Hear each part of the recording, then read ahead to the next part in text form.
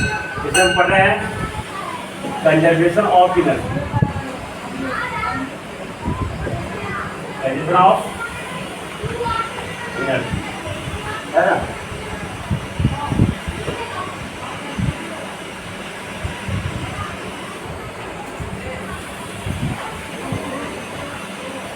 इसको हम कल बताए थे कि किसी भी सिस्टम में, है ना, किसी भी सिस्टम में ऊर्जा को न तो उत्पन्न किया जा सकता है नहीं तो खत्म किया जा सकता है। बस उस पूरे सिस्टम में सिर्फ ऊर्जा का चेंज होगा, है ना, इस टाइप से उस टाइप, उस टाइप से उस टाइप। अब देखो इधर मतलब किसी भी कोई सिस्टम को अगर हम कंसिडर करेंगे तो उसमें जो जितना पहले एनर्जी था उतना ही बाद में भी रहेगा, हर जगह वही रहेगा।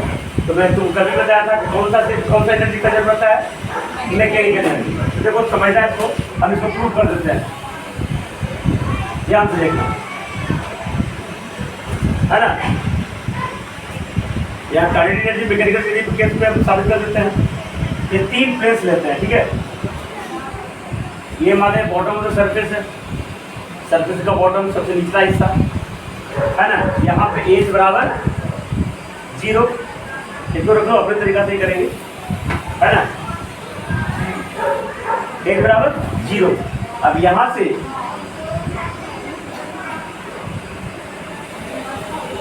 ऊपर का हाइट क्या ले लेंगे, ये पूरा हाइट ले लेते हैं एच, क्या लेते हैं, मतलब ये एच बराबर एक पोजीशन पे, ठीक है। तो दिक्कत, और ये जो हाइट लेते हैं ये ले लेते हैं एक्स, वेरिएबल क्वांटिटी लेते हैं, है ना। मैंने वेरिएबल क्वांटिटी लेने का मतलब क्या है, 2 मीटर 3 मीटर 4 मीटर कुछ भी निर्धारित रहेगा। मैं बोल रहा हूँ, समझ रहे, वेरिएबल ले रहा है एक्स, जैसे 2 मीटर लेंगे तो फिक्स नंबर हो जाएगा, 3 मीटर ले लेंगे फिक्स नंबर हो जाएगा, तो उसमें सिर्फ पार्टिकुलर पोजीशन को बताएगा। लेकिन मैं यहाँ x मीटर ले रहा हूँ, ठीक है, तो किसी भी मीटर को बनाएगा, 1 से 2 रख सकते हैं, 3 रख सकते हैं, 4 रख सकते हैं। इसलिए ये दूरी क्या ले लिया, x मीटर ले लिया। ये h मीटर हो गया यहाँ से यहाँ ऊंचाई, और ये स्टार्टिंग h बराबर 0 मीटर, समझ में आया क्या। तो ये पूरा तुम्हारा h है, ये x है, तो ये कितना होगा h माइनस, तो शक है h माइनस x लिखा हुआ है, तो शक है। Any problem. मान लीजिए इस जगह से एक बॉल गिराया गया, है ना, क्या गिराया गया, बॉल, है ना। किसी आदमी को भी मान सकते हो, लेकिन हम मान लेते हैं एक बॉल गिराया गया, जिसका बॉल का मास m है ना। तो late an object of mass m is dropped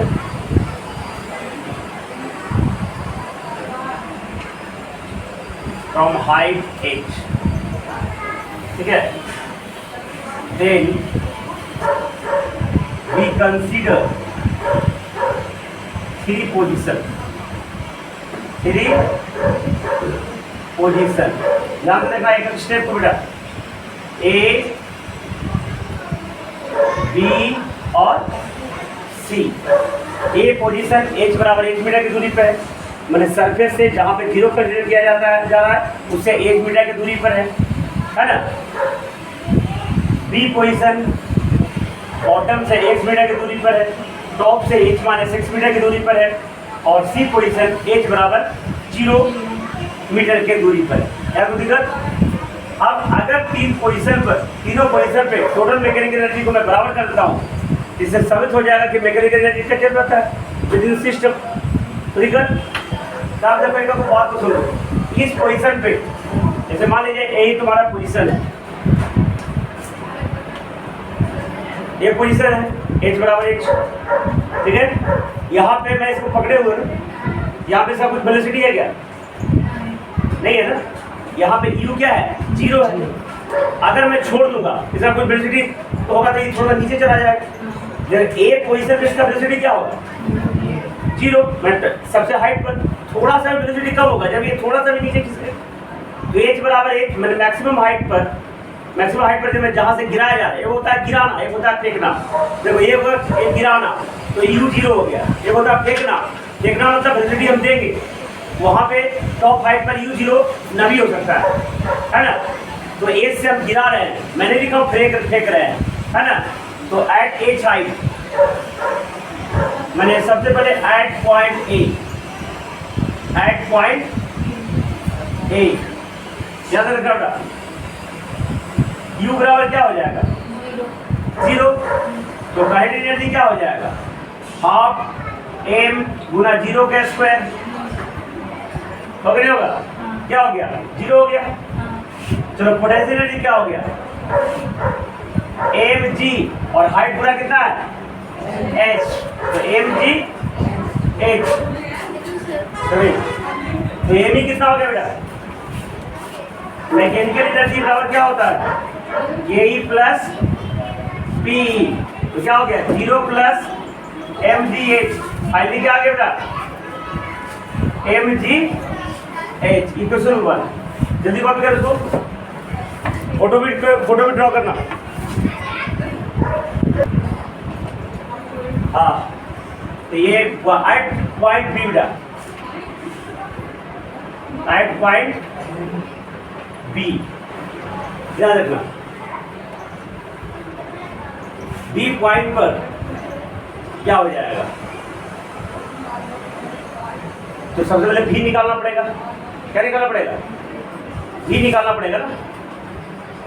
तो फॉर्मूला सिंस भी बराबर U प्लस एक जी, भी बराबर U प्लस टी, तो पता नहीं है, टी नहीं पता है ना, तो इसका इस्तेमाल नहीं होगा, इसका इस्तेमाल नहीं होगा। ठीक है, अरे इसको ये मान लो तो आसान थोड़ा सा हो जाएगा। ऊपरे को x मान लेते हैं, क्या मान लेते हैं? ऊपरे को, तो ये हो जाएगा h माइनस एक्स। तो जित गया हूँ, ऊपर का x मान लिया तो नीचे हो जाएगा h माइनस। तो अब देखो, हम ये भी जानते हैं ना, v square u square plus 2as। तो पहला चैप्टर में जो फॉर्मूला है उसकी जरूरत हमेशा पड़ेगी। अभी से लेकर नीट तक का सफर में हर जगह वो जरूरत पड़ेगी। नहीं आएगा फार्मूला, सब सपना भी बोलूँगा। ये फार्मूला मैं सब साबित कर दिया हूँ कि जरूरत हर जगह न्यूमेरिकल बनाने में पड़ेगा।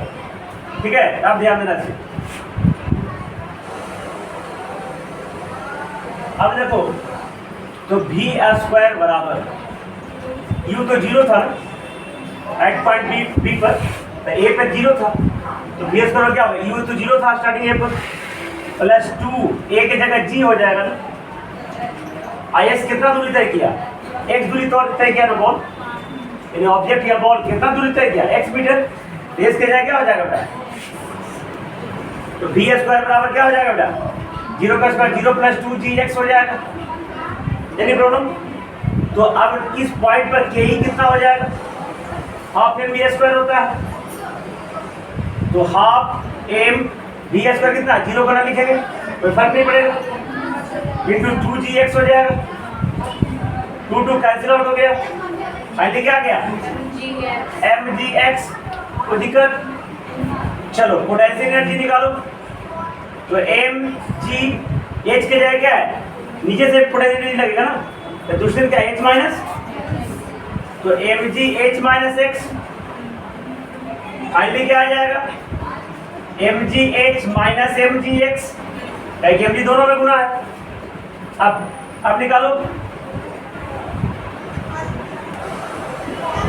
चलो के ई प्लस पी निकालो, यानी एम ई बराबर के ई प्लस पी निकालो, तो M G X plus M G H minus M G X. लगता है कुछ कैंसिल आउट हो रहा है। फाइनली क्या आ गया? एम जी एच ही आ गया। इस इक्वेशन 2 कोई दिक्कत? अब देखो एट पॉइंट सी निकालो बेटा। तो फर्स्ट पे भी एम जी एच टोटल पे करके दिया था, सेकंड बी पे भी टोटल पे करके दिया एम जी एच ही आया। अब at point C, at point, चलो एट पॉइंट सी अब देखो यहाँ भी निकालना पड़ेगा वी स्क्वायर, मिटा दे। तो वी स्क्वायर बराबर क्या आ गया बेटा, 0 के स्क्वायर प्लस 2g, एच के जगह पूरा एच है ना, अरे एच के जगह पूरा एच है ना, ये सी यहाँ पहुंच गया तो पूरा डिस्टेंस हो गया ना, तो 2gh हो गया। तो फाइनली वी स्क्वायर बराबर क्या हो जाएगा, 2gh ही हो गया। यहाँ पे के क्या हो जाएगा, हाफ गुना m गुना 2gh हो गया, 2 कैंसिल आउट हो गया बेटा। फाइनली क्या आ गया, mg। चलो इस पॉइंट पर एट पॉइंट सी, चलो पोटेंशियल एनर्जी कितना हो गया बेटा, mg गुना 0, तो आपका हाइट वहाँ पे 0 है, तो फाइनली क्या आ गया, 0 गुना एनीथिंग 0, 0 में तुम्हारा नाम भी गुना कर देंगे 0 आ जाएगा, 0 में किसी भी चीज का नाम गुना कर देंगे, 0 में अगर प्रधानमंत्री का भी नाम गुना कर देंगे तो 0 आ जाएगा, है ना, छोटा है काट लेगा, उसमें फॉर्मेट कैसे होता है ध्यान दोस्तों, है ना, या 0 के साथ भी अगर मिल जाओ तो 0 हो जाओगे, पता कि नहीं, 0 से या तो गुना करो या 0 के साथ मिल जाओ, उसमें भी क्या हो जाएगा नहीं पता है, जान लो।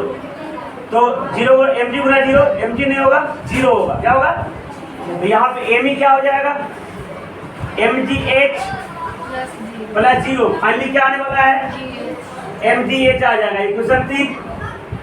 अब इक्वेशन फर्स्ट सेकंड थर्ड से हम कर सकते हैं एनर्जी लिख देना, मैं इधर लिख देता हूँ, from equation 1 2 and 3 we can mechanical energy is conserved, mechanical energy is conserved within the system,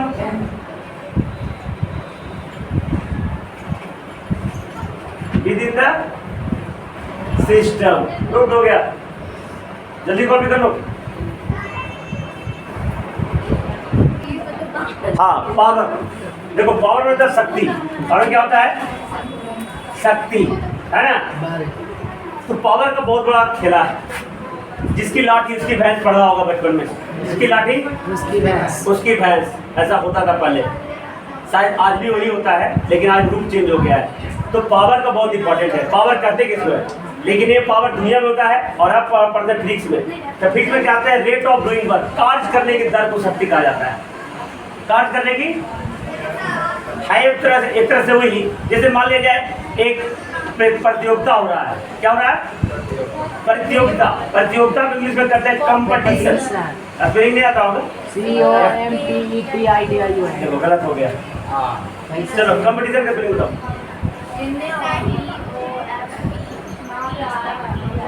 थोड़ा सा गलत, कंपटीशन का स्पेलिंग हाँ TI बोलिए, हम क्या बोले, COMPETITION, हाँ ठीक है, हाँ तो सर ठीक है, चलो आता है, कोई दिक्कत नहीं बढ़िया चले सुनेंगे। तो कंपटीशन होता है ना, तो एक कंपटीशन हुआ रसगुल्ला खाने का, ठीक है, क्या खाने का, रसगुल्ला, और एक आदमी 1 मिनट में 5 रसगुल्ला खा लेता है, और एक आदमी एक आदमी 1 मिनट 5 रसगुल्ला खा लेता है, और दूसरा आदमी 1 मिनट में 10 रसगुल्ला खा लेता है, तो किसका पावर ज्यादा होगा, 10 रसगुल्ला खाया मतलब ज्यादा पावर है उसके पास।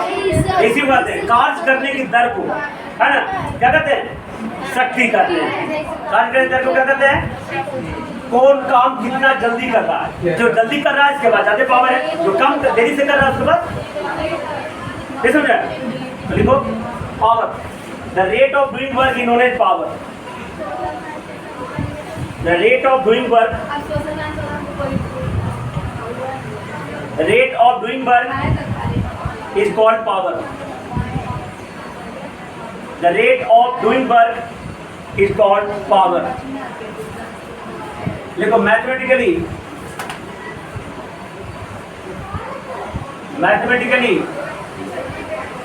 P बराबर W/T, P बराबर W/, कार्य बटा दर, जहां भी दर आएगा ना तो टी से भागा लगाना, जहाँ भी दर आ जाए, जहाँ भी रेट आ जाए, तो क्या से भागा लगाना है, टाइम से भागा लगाना है। जहाँ पी भेयर पी बराबर क्या हो गया, पावर, डब्ल्यू क्या हो गया, वर्क, डी क्या हो गया, टाइम। मेरी प्रॉब्लम। अब देखो ए साइन का पावर, ए साइन का यहाँ से देखना है इधर,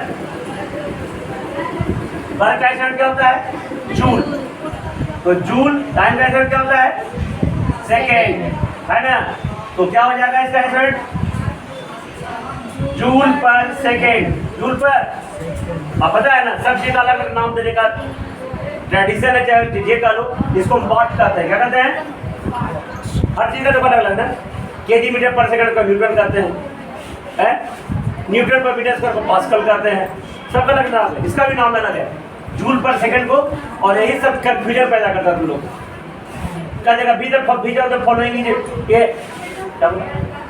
बीच of the following is the unit of power, तो तुमको वो लिख देगा जूल पर सेकेंड, लिख देगा वाट, फिर लिख देगा मेगा वाट, लिख देगा कैलोरी, तो तुम कंफ्यूजन पैदा होगा। अरे सर बताए थे वाट, इसमें कुछ जूल पर सेकंड दे रहे हैं, तो यही गलती होगा, इसको काट दें, नहीं जूल पर सेकंड में वही है। तो एक ही यूनिट को बहुत सारा जो है, इसलिए याद रखना ये एक्चुअली क्या होता है, जूल पर सेकंड, इसको अलग नाम दिया गया, वाट क्यों नाम दिया गया, एक वैज्ञानिक का नाम होगा, ज़्यादातर तो उसी है। न्यूटन भी एक साइंटिस्ट का नाम था, पास्कल भी एक साइंटिस्ट का नाम था, हर चीज़ एक साइंटिस्ट के नाम पे ही है ना। खाली मेरा चलो, अब 1 joule per second is also called watt, is also called WATT, short में W बेटा, शॉर्ट में W, माने 1 जूल पर सेकेंड बराबर 1 वाट,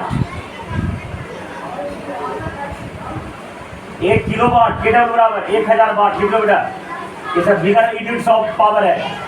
1 MW मेगावाट बराबर 10 टू पावर 6 वाट, लिख लिया। अब अगला एक लिखो, डिफाइन 1 वाट, 1 वाट किसे कहेंगे, डिफाइन 1 वाट, देखो डिफाइन 1 वाट, 1 वाट किसे कहेंगे, एक HP भी होता है बेटा, हाँ HP, हॉर्स पावर। तो हमको पहले तो लगता था कि अरे कि पावर में घोड़ा का क्या काम, लेकिन रियली में वो एच का मतलब हॉर्स ही होता है।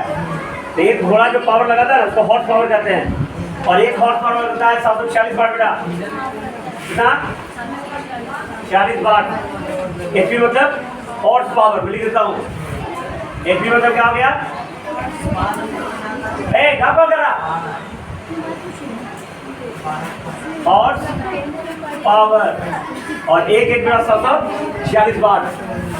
और HP भी 2 प्रकार के होता है ना, HP भी, लेकिन तुम अब एक ही जानो, एक हॉर्स पावर 746 वाट, ये है मेट्रिक HP, है ना, मेट्रिक मीटर वाला JSI सिस्टम में। और एक ब्रिटिश HP भी होता है, तो ब्रिटिश HP में 735.5 वाट होता है, कितना लिख लो स्टार मार करके, 1 ब्रिटिश HP, ब्रिटिश HP बराबर 735.5 वाट, और ये मेट्रिक HP हो जाएगा। लेकिन जनरली तुमको एक HP बराबर बोलेगा तो ये बोलोगे 746 वाट, है कि नहीं। देखो डिफाइन 1 वाट, देखो when 1 joule work is done, when 1 joule work is done,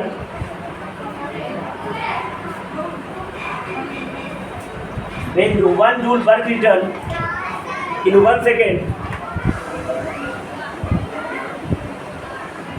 when 1 joule is work is done in 1 second, then that power consumed is 1 watt.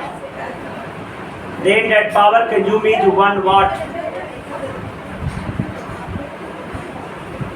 1 वाट। अगर प्रति सेकेंड 1 जूल कार्य हो रहा है उसको, तो उसमें लगने वाला जो पावर होगा, शक्ति होगा, उसको हम 1 वाट कहेंगे। कॉमर्शियल यूनिट ऑफ एनर्जी लिखो, कॉमर्शियल यूनिट ऑफ एनर्जी लिखो commercial unit of energy,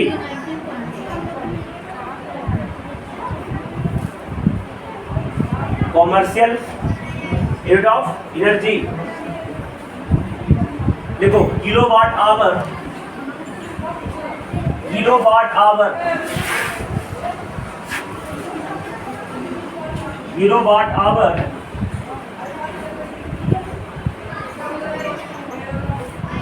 kilowatt hour kWh। देखो पहले इसको थोड़ा सा समझ लो बेटा, देखो ध्यान रखना, P बराबर W by T, W by, अब T भागा में जाके तो W का क्या हो गया, P गुना T, तो W कैसा यूनिट, जूल, एनर्जी कैसा यूनिट, जूल। तो अगर एनर्जी को भी कर देंगे P Guna T, working similar type of similar quantity of energy, दोनों का ऐसा क्या हो जाए, तो P का यूनिट क्या हो गया बेटा, वाट, टाइम का क्या हो गया, वाट सेकेंड, एनर्जी का ऐसा क्या हो जाएगा, वाट सेकेंड। ये क्या हो गया, ऐसा यूनिट ऑफ एनर्जी, ऐसा यूनिट ऑफ एनर्जी जूल ही होता है ना, तो ये वाट सेकेंड होगा पावर के फॉर्म में, वाट गुना, तो इसको कॉमर्शियल यूनिट नहीं माना जाता है, माना जाता है देखो वाट के जगह कर देते हैं किलोवाट और सेकंड के जगह कर देते हैं आवर, तो किलोवाट आवर को कहते हैं कॉमर्शियल यूनिट ऑफ एनर्जी। तो लिखो kWh, kWh kilowatt hour, kilowatt our is called commercial unit of energy. अच्छा लिख लेगा बेटा, डेरिवेशन लिख लोगा, P बराबर W बाई T, W बराबर P गुना T, E बराबर P, इसको कहते हैं जूल, वाट सेकंड को क्या कहते हैं, जूल। तो रख दो, बाद में कुछ पढ़ा नहीं कर, तो रख दो तुम्हारे पास कोई नहीं रख, नहीं मतलब watt second is called joule, ठीक है। लेकिन कॉमर्शियल का एनर्जी क्या है, किलोवाट आवर। अब किलोवाट आवर को अगर हम जूल में बदले तो क्या होगा, ध्यान देना, लिखना 1 किलोवाट आवर है ना, इलेक्ट्रिसिटी में इसको 1 यूनिट बोलते हैं, इलेक्ट्रिसिटी में इसको 1 यूनिट बोलते हैं, ठीक है। इलेक्ट्रिकल एनर्जी कंजप्शन इस तरीका से होता है, उसके बाद यूनिट भी कहा जाता है in the case of electricity, in the case of electricity, और इसी से बिजली बिल कंसीडर होता है 1 किलोवाट आवर से, है ना। तब ध्यान देना, अगर किलोवाट आवर को हम जूल में बदले तो क्या होगा, यानी वाट सेकंड, देखो बेटा वाट सेकंड में जूल कहेंगे ना, देखो 1 जूल बराबर क्या क्या होगा, वाट सेकंड में हो जाता है। एनर्जी का अभी मैंने बताया हाफ mv स्क्वायर है ना, तो मास का यूनिट क्या हो गया केजी, मिनट का क्या हो गया मीटर पर सेकंड, तो मीटर स्क्वायर बटा सेकंड स्क्वायर, ये भी जूल ही होता है, ये भी क्या होता है वाट सेकंड में क्या होता है, तो एक ही जूल का ढेर बड़ी यूनिट भी निकल जाएगा। इसलिए जब एग्जामिनेशन में ऐसा ऑब्जेक्टिव क्वेश्चन है तो ध्यान देना आपको, है ना, जूल ए भी है, जूल ए भी है कि नहीं, तो एक ही यूनिट का ढेर सारे यूनिट में चेंज हम कर सकते हैं, तो ध्यान देना।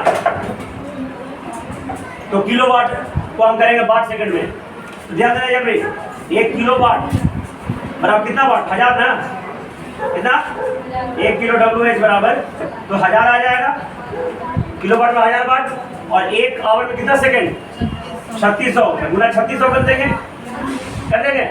तो क्या आ गया 36 पर 2 शून्य 3 शून्य 5 शून्य ना, 2 शून्य 3 5 शून्य, इसको हम राउंड ऑफ स्टैंडर्ड फॉर्म में करेंगे तो 3.6 गुना 10 टू पावर 6 हो जाएगा बेटा, जूल लिख लो, 1 किलोवाट बराबर इतना जूल हो जाएगा। तो कॉमर्शियल यूनिट को मैं जूल में भी ऐसा में भी चेंज कर सकते हैं, और 1 किलोवाट आवर को 1 यूनिट करते हैं in the case of electricity, ऐसे करते हैं कॉमर्शियल यूनिट ऑफ एनर्जी। ये चैप्टर का खत्म हो गया, क्वेश्चन आंसर पूरा बना के लाओगे, होमवर्क ये पूरा क्वेश्चन आंसर बना के लाना है।